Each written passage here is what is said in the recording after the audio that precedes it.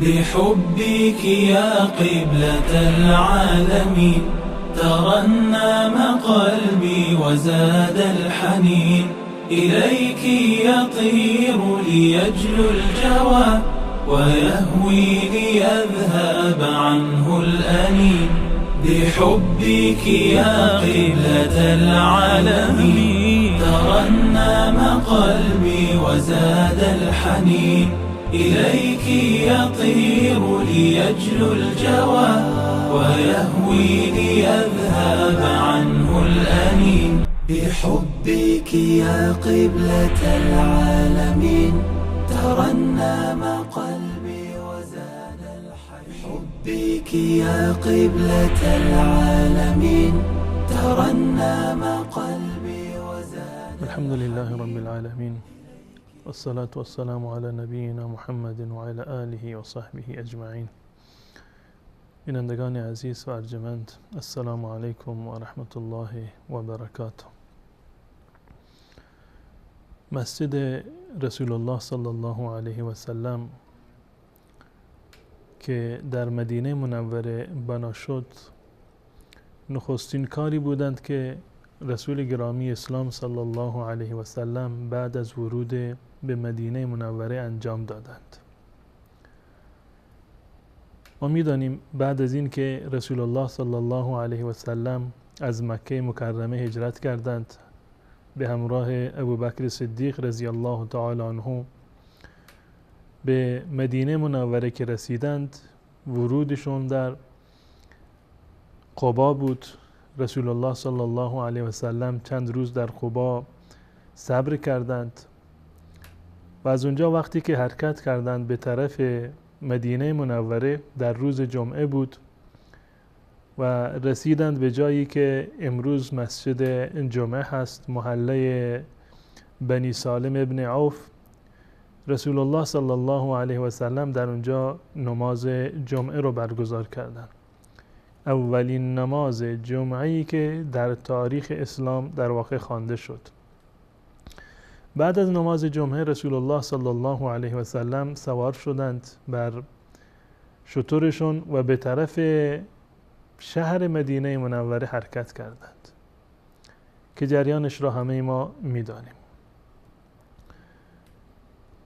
و از بس که اصحاب رسول الله صلی الله علیه و سلم اعم از مهاجرین و انصار مشتاق دیدار رسول الله صلی الله علیه و سلم بودند و هر کسی میخواست که افتخار میزبانی رسول الله صلی الله علیه و سلم را داشته باشد. مردم در مسیر راه هر قبیله‌ای که رسول الله صلی الله علیه و سلم به آنها میرسید دعوت میدادند رسول الله صلی الله علیه و سلم را که تشریف بیارید در محله ما و در قبیله ما از تو حمایت میکنیم، پشتیبان شما خواهیم بود. و رسول الله صلی الله علیه و سلم میفرمودند که این شتر را رها بکنید، انها مأموره. این شتر خودش مأمور هست، خودش دستور دارد، میداند که کجا برود. این گونه شد که اصحاب رسول الله صلی الله علیه و سلم دیگر مهار شتر را نگرفتند، با این که میخواستند که رسول الله صلی الله علیه و سلم مهمان آنها باشد، اما با این فرموده رسول الله صلی الله علیه و سلم قانع شدند و شتر را آزاد گذاشتند، مهارش را نگرفتند تا اینکه ببینند که این شتر به کجا می رود. شتر همچنان مسیر خودش را ادامه میداد به جای فعلی که مسجد الحرام هست، مسجد النبی هست و مرکز مدینه منوره در آن روزگار، تا اینکه شتر رفت و در یک زمینی بر زمین خوابید که نزدیک خانه ابو ایوب انصاری بود. حضرت ابو ایوب انصاری رضی الله تعالی عنه رحل و وسایل رسول الله صلی الله علیه و سلم را برداشتند و به خانه بردند و تا زمانی که برای رسول الله صلی الله علیه و سلم حجره ساختند، اتاقهایی ساخته شد کنار مسجد، رسول الله صلی الله علیه و سلم مهمان ابو ایوب انصاری رضی الله تعالی عنه بود. وقتی که رسول الله صلی الله علیه وسلم به مدینه رسیدند، زمینی رو که در آن شتر خوابیده بود، رسول الله صلی الله علیه وسلم فرمودند که در اینجا باید مسجد ساخته بشود. چند تا قبر در اونجا بود. رسول الله صلی الله علیه وسلم دستور دادند که قبرها رو خراب کردند، نبش کردند. استخوانه هایی که بود اونها را بردن جای دیگر دفن کردند. و زمینی که در اون نزدیکی بود مال 2 یتیم بود که آنها گفتند یا رسول الله ما این زمین رو هدیه میدیم به شما، مسجد بسازید. رسول الله صلی الله علیه وسلم فرمودند که خیر، باید این رو بفروشید، من رایگان و مجانی این زمین رو قبول نمی کنم. پولش رو دادند به اون 2 یتیم و نهایتا مسجد را در همون مکانی که شتر خوابیده بود بنا کردند. شخص رسول الله صلی الله علیه و سلم و همچنین اصحاب ایشان جانفشانی کردند، خشت می زدند.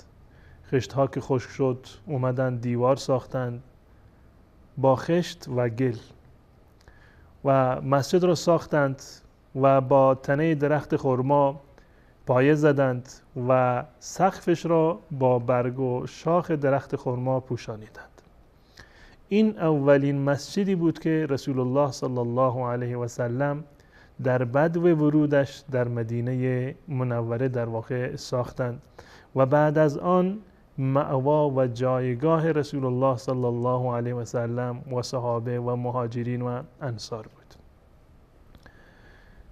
به مرور زمان، حتی در زمان رسول الله صلی الله علیه و سلم، کم کم مهاجرانی که هنوز نیومده بودند، مسلمانانی که در مکه بودند و در حال هجرت بودند، آنها هجرت می‌کردند، می‌آمدند در مدینه منوره و در مدینه منوره افرادی که تازه مسلمان می‌شدند.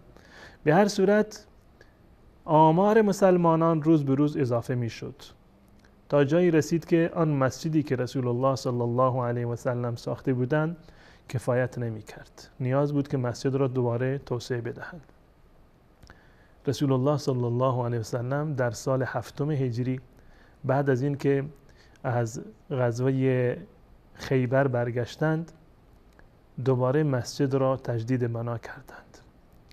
40 ذراع در عرض مسجد و 30 ذراع در طول مسجد اضافه کردند که مجموعاً مسجد در واقع 100 ذراع در 100 ذراع شد، یعنی حدود 50 در 50. و این مسجدی بود که رسول الله صلی الله علیه و سلم ساخته بودند و در حیات خودشون دوباره این مسجد را توسعه دادند.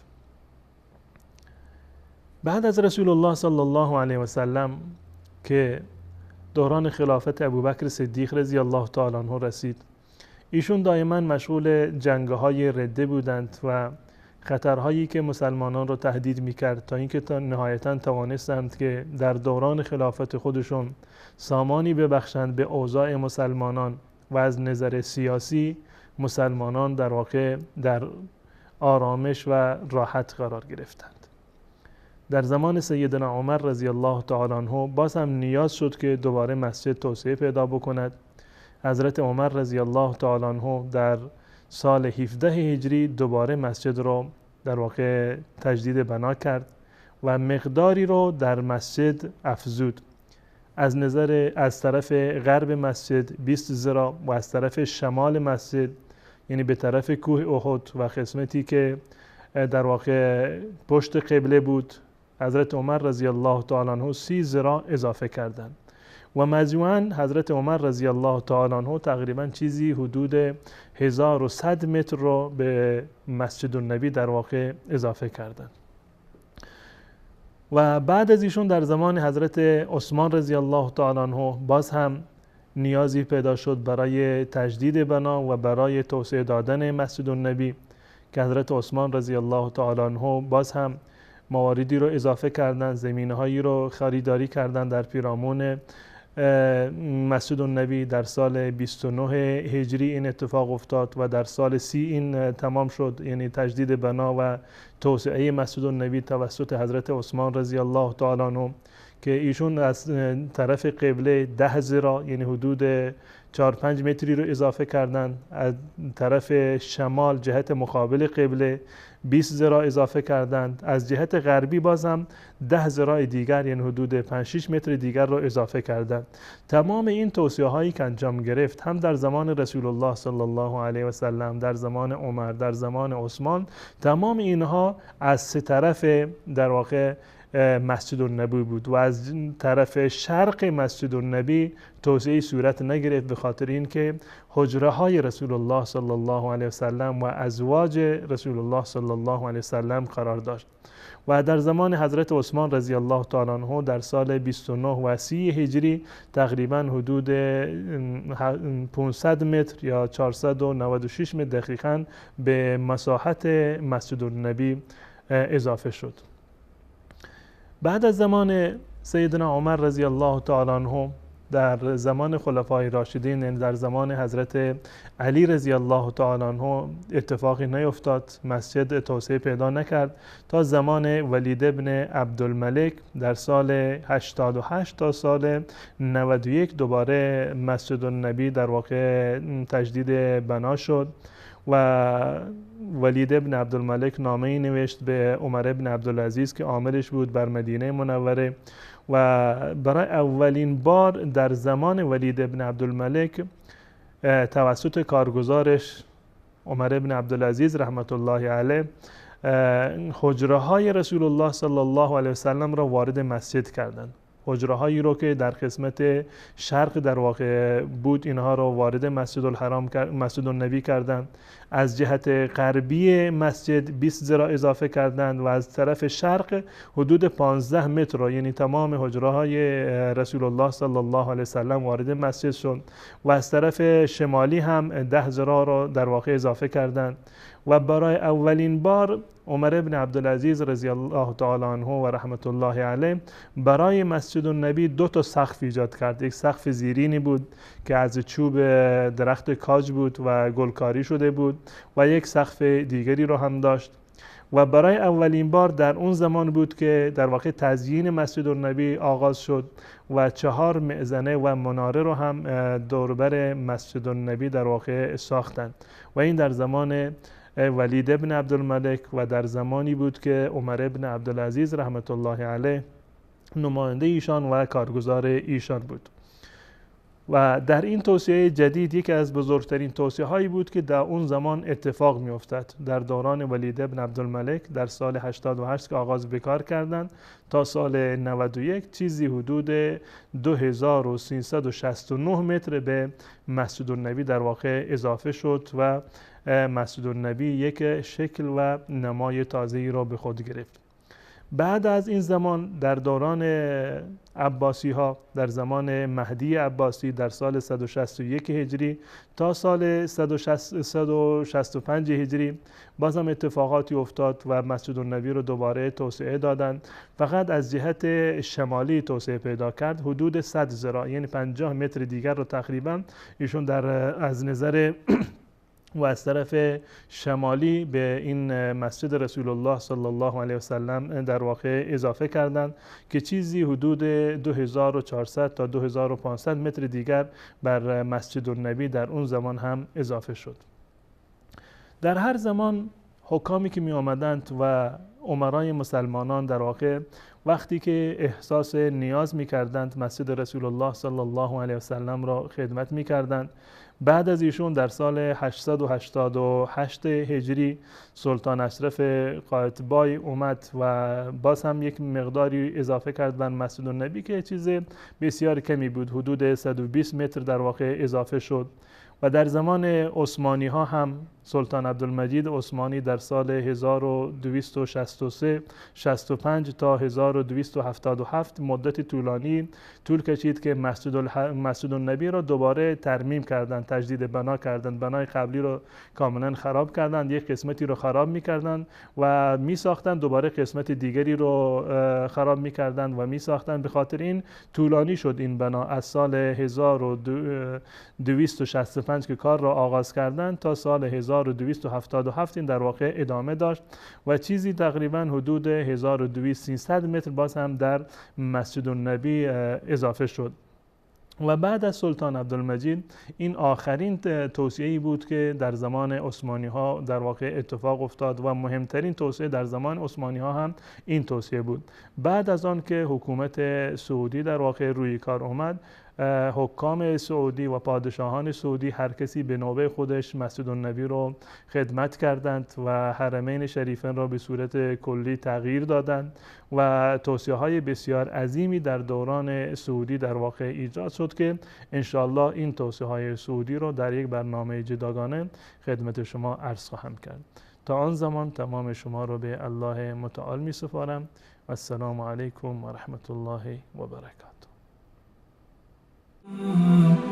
بحبك يا قبلة العالمين ترنم قلبي وزاد الحنين إليك يطير ليجلو الجوى ويهوي ليذهب عنه الأنين بحبك يا قبلة